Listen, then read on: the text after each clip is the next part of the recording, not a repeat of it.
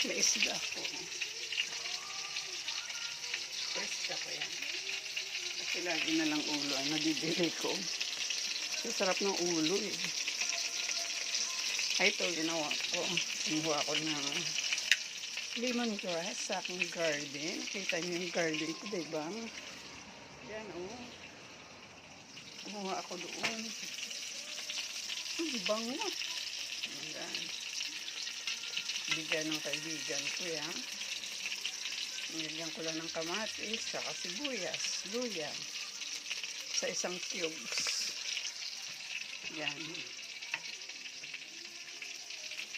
Yan.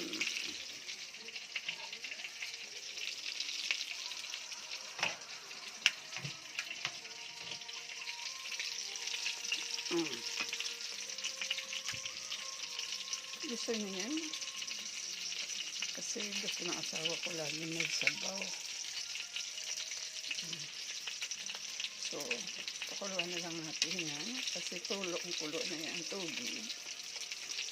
Tapos ito, pinag-iisipan ko pa kung anong gagawin ito. Ibang araw na pagkain. Ito na yan. Kasi ang asawa ko naman sa gabi. May sariling pagkain na galing ng ospital.